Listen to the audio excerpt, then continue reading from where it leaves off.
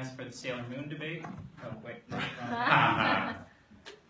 Thank you very much for taking the time out of your day to come and experience this panel and to put up with me gabbing a little bit and making you wait just a couple more seconds to meet our guest here today.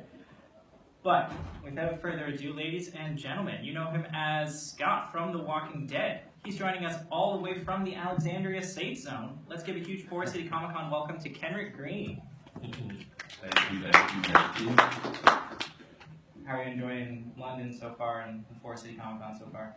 I'm enjoying it great. I rode the train from Toronto this morning, so my London experience has been these walls. So, I haven't gotten to see much else, but it's been great so far. Everybody's been really cool, and, I'm getting a good, I really love it in Canada.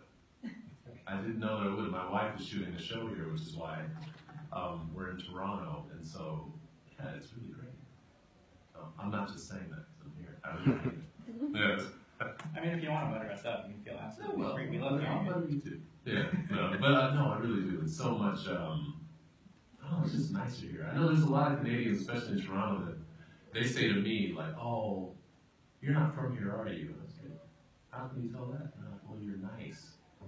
It's like, Canadians aren't mean. Like, not to me anyway. I haven't seen, I don't know, especially when I lived in New York almost 9 years.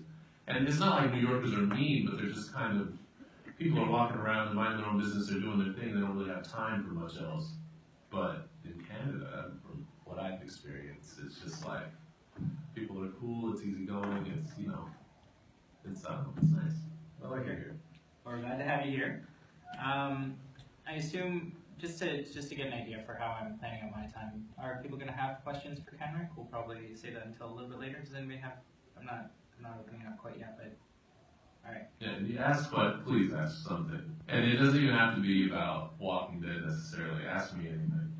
I'll answer whatever I can. I'll get the ball rolling a bit. If anybody has a question, let's just keep it nice and informal. Just throw up your hand and we'll get to it. Okay? Sound good? Sound good. All right. So I'm very curious. With Walking Dead being the kind of show that it is, in that nobody's ever really safe. Mm-hmm. The show is kind of, a lot of the suspense is built into whether or not somebody's going to survive an episode or survive a season. I'm curious about what that's like to be a part of, and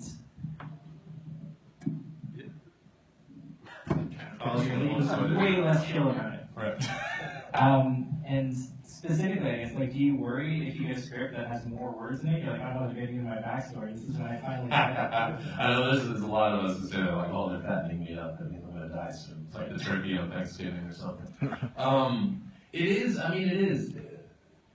It's a little jarring, because you can never really, with most television shows, when you're there, you don't worry about the impending doom of being eaten, or, those types of things that we do on our show. And so everybody knows that when you get on there, regardless of when you start, like, your time is limited. And when I started season 6. And it was a very dangerous. I mean, the whole show is dangerous, but there was this herd, like 30,000 walkers coming into Alexandria, and we're trying to figure out how to reroute them. And so I knew when I started it was just supposed to be for 2 episodes. That's what I knew. Contractually, I had 2 episodes, and so I'm like, oh, okay. Well, the first episode of season 6, I'm good. I know I'm not going to die. And then the second one that I was in, which was the 3rd episode of the season, I'm reading the script. And it's, I don't know if people will really remember this episode at this point. It's been a while ago. But it was the one where we thought Glenn died. It was like a fake out. Where he goes underneath the... Yeah, it goes under the dumpster, right? Uh-huh. So if you remember that episode, like, people are dropping like flies. We meet a lot of extra Alexandrians. And usually when you meet a lot of extra people where you don't know much about them, they're usually kind of like fodder for the, And so... So I'm literally turning the page like, oh, 2 more people just died. Oh, 1 more person, okay. And I'm going through, and I was literally like, I mean, that could have been a television show, because I was sitting on the edge of my seat waiting, to see if my number was up, and I survived it barely because I got shot in the leg and went into a coma, and I was in a coma for the next, 3 episodes. But It is. It's a strange show because you don't know, especially being like a recurring character or a co-star of the show. It really could be at any moment. And it's also sad because you're there with these people, and it's like, I mean, it's not like losing someone in real life. Like, I'm not gonna be dramatic, but there is a loss there because you do kind of form a bond with the actors on set. And so, you're there, you have your jokes, and especially there's so many people, it's such a broad world, the people that you kind of come in with, they become kind of your closest, your buddies. And then your buddy, gets eaten by a zombie, and you're like, oh, like, your character's gone, but like, now you're gone too. Like, I don't get to hang out with you, that's weird.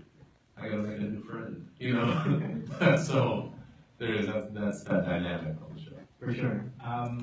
In terms of the culture of working on the show, when somebody does die, do people hope to get like a hurrah as a zombie, or is that kind of the way that people don't want to go because they don't want to sit through the makeup? And does that seem like the right kind of farewell, or does that seem like the way you don't want to go? Well, it depends on the actor. Some people want it, and they're excited about it, and some people are like, no, I don't want to be a zombie, or a walker. Let me be formal. But yeah, they're like, I don't want to be a walker, like just kill me and end me. I don't want to reanimate, I don't want to come back to life. Because it is a lot. Because they look great, they look awesome on screen, but there's a lot of work that goes into it. Especially so it's kind of like 3 steps in walker territory. Like the ones that you see up close that are in your face or whatever, they're called hero walkers, because that's where they have all of the detail where, just like we're sitting in this room, as close as I am to this microphone, I've looked at walkers in the face, and it looks just as real as it does on screen. Like there's no joke. And then there'll be people kind of in as far away as we are from each other that are walkers, and the makeup won't be nearly as heavy. It'll just be some really like drabby clothes, maybe a little black makeup in your mouth, and black out some teeth, and some stuff around the eyes, but no prosthetics, no like blood kind of coming down.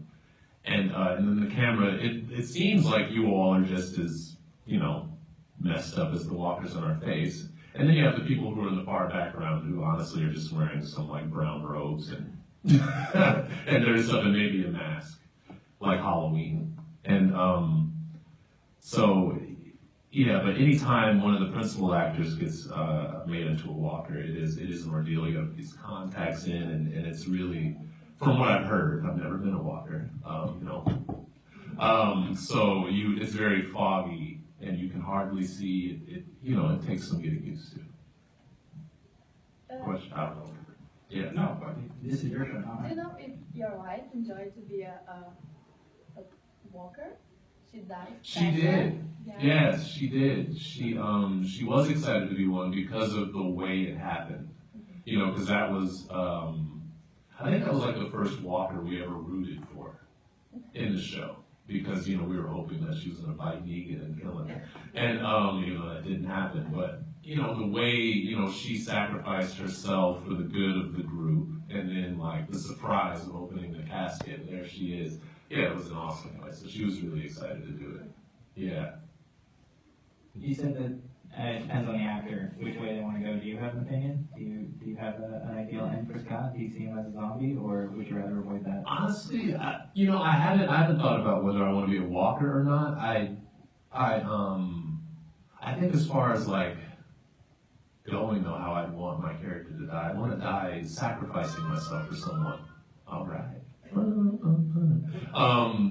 But yeah, I want to sacrifice myself so that someone else could live, because then I kind of like, Scott kind of sticks around even longer than, my face is actually on the show, where I can, I can say like, oh, it's because of Scott that Carol's still alive, or because Daryl's still alive, or whoever, Yeah, and that'll be in keeping with your character. I mean, one of the very first things that we see you do is you and I think it's Annie in the med shop. You're both like, no, go on ahead. Like, Ranger, you understand how this works. So well, good for you. That's some deep research there.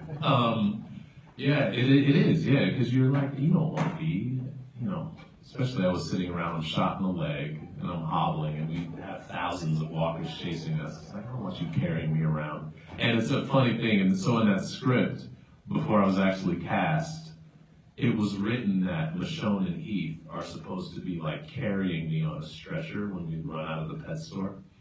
And I'm a bigger human being than either of them. And so when we were there, and I said to I said to them both, Denai and Corey, I was like, so you guys gonna carry me and still, defend us from all of these walkers? And so they changed the script to where I'm just like, hobbling and just have my arm over one of their shoulders. But I thought that was hilarious. Like, who's carrying? Like, I'm sitting at that time, so I was 6'2", like 225. It's like, they're not carrying me and running and shooting guns at the same time. Like, are you serious? Yeah. I think that'd be fun for the Blu-ray reel at least. Oh yeah, no. Let's try it. All right, like, oh, we're all dead. Yeah. You brought up a couple of times now getting shot in the leg. In the comics, the leg injury and infection ends up killing Scott pretty much right away. Like he's the first character to die from an infection that's not Walker related. Yeah. So do you feel like you're on borrowed time because the character that your character is based on isn't in the comics anymore? Yeah, I mean, yeah.